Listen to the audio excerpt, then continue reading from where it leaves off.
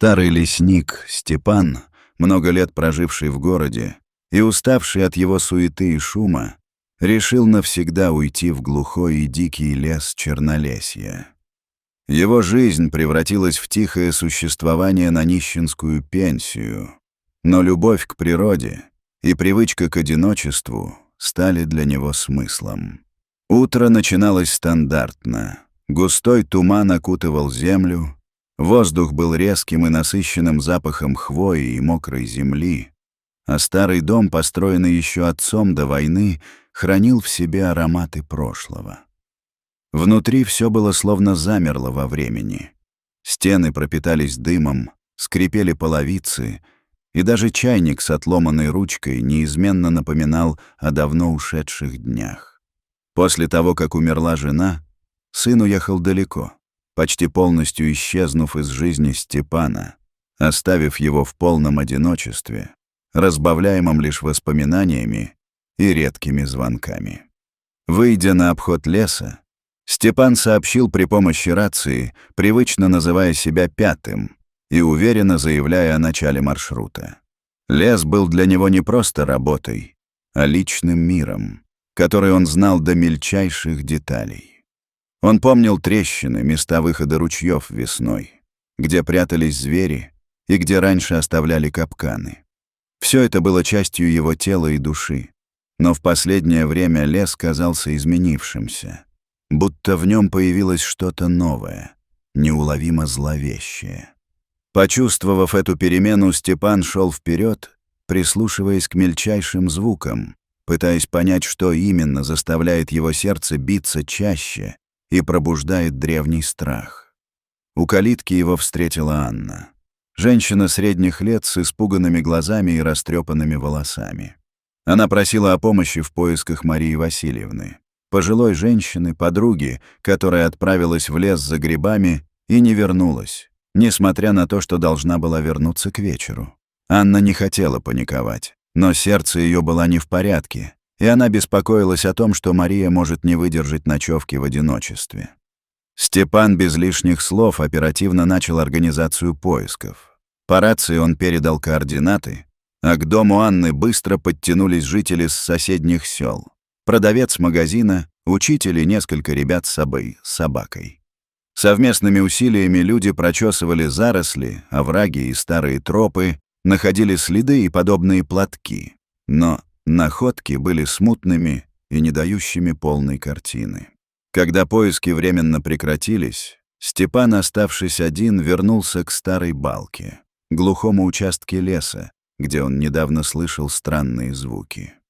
Там, среди свисающих ветвей и мокрого мха, дыхание леса стало тяжелым и неприятным, словно воздух сам тянулся вниз, используя все шипы и колючки. Внезапно он услышал легкое, едва уловимое царапанье, как когти по металлу, отголоски чего-то скрывающегося под землей или внутри самих корней. Неожиданно земля под его ногами провалилась, мягкий мох прогнулся, и Степан рухнул вниз в темный подземный ход, потолок и стены которого были выложены старым кирпичом, покрытым плесенью и влажной ржавчиной. Воздух внутри был гнилым, душным и тяжелым, словно сама тьма заполняла пространство вокруг. Внутри он обнаружил старый табурет с обгоревшей стороной, ведро с засохшими нечеткими остатками и цепь, покрытую ржавчиной, но неожиданно свежую на ощупь. Там же лежала тряпка с вышитыми инициалами «МВ», ясно указывающая на пропавшую Марию Васильевну. Спешно выбравшись из схрона, Степан направился в участок милиции, место, где зачастую можно дождаться помощи и ответов, хотя не всегда. Дежурный отнесся к его рассказу и находке скептически, не видя в платке инициалов серьезной улики. Но молодой участковый Вадим оказался более заинтересованным, внимательно разглядывая пакет с тряпкой и спрашивая подробности. Вечером они вместе вернулись на место провала. Но никакого следа люка, яму или отверстия под мхом уже не было видно. Туман сгущался, и даже земля, казалось, пыталась спрятать тайну. Вадим сказал, что организует проверку с помощью спутниковых снимков и геодезистов, но ночь приносила с собой зловещие тени, а главному герою оставляли анонимные предупреждения. «Не лезь!»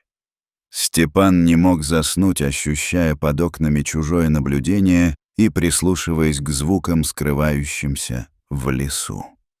Воспоминания вернулись к исчезновению 3 подростков много лет назад, когда официальные версии говорили о побеге, но тишина и страх поселились в сердцах всех, кто знал эти места.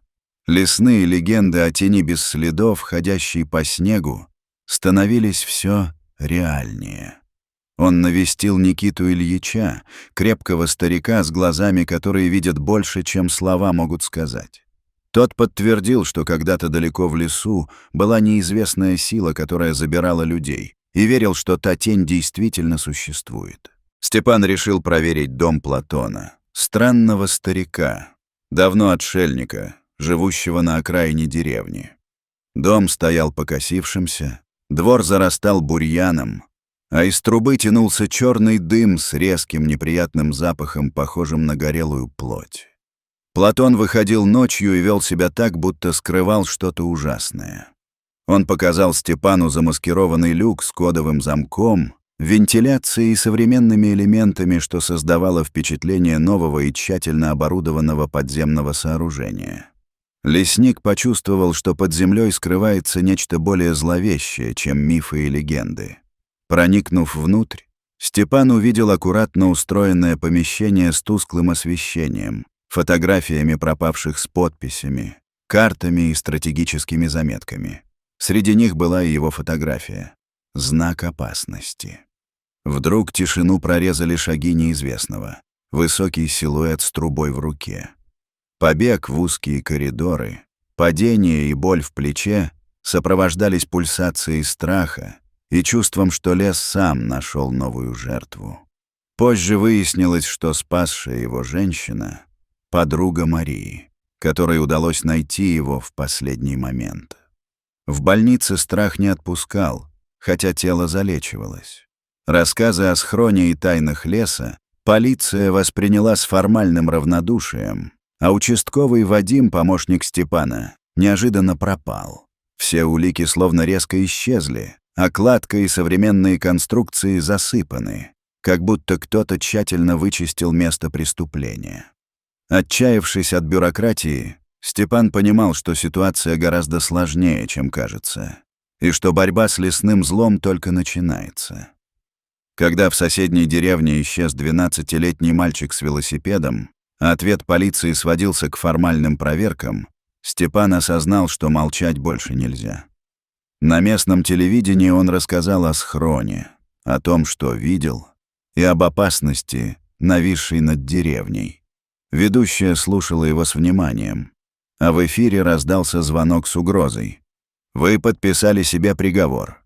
Этот звонок и ночное лопание цепи собаки стали знаками того, что маньяк вышел из тени и возвращается за своими жертвами. Полиция устроила операцию с засадой у холма, где был найден люк. Степан шел навстречу неизбежному, чувствуя присутствие врага под каждой корой дерева. Внезапно из тени появился молодой человек, высокий, с длинными волосами и железной трубой.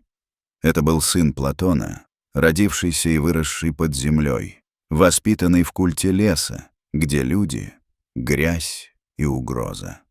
Степан с трудом обрушил его, и полиция арестовала молодого мужчину.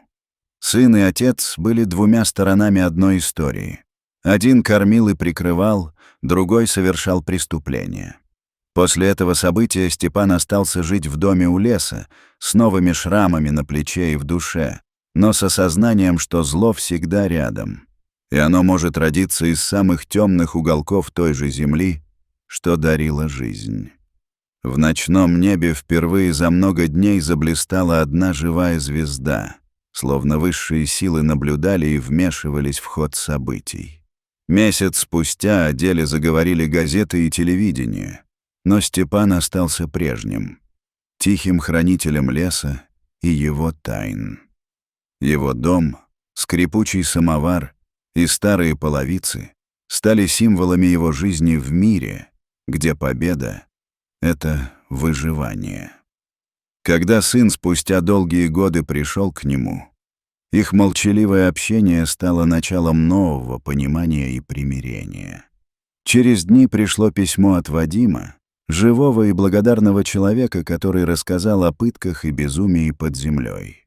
В последней коробке с уликами Степан обнаружил детский рисунок, странную фигуру с глазами без зрачков и надписью «Это не мой папа, он меня зовет иначе». Истина раскрылась. Платон был больным человеком, с психиатрическими диагнозами и религиозными навязчивостями, создавшим под землей культ леса, который воспитал своего сына в идее очищения мира от непослушных. Ребенок рос в тишине и темноте, лишенный нормального восприятия добра и зла, став следствием забвения, безразличия и сломанных судеб. Степан вновь отправился в лес.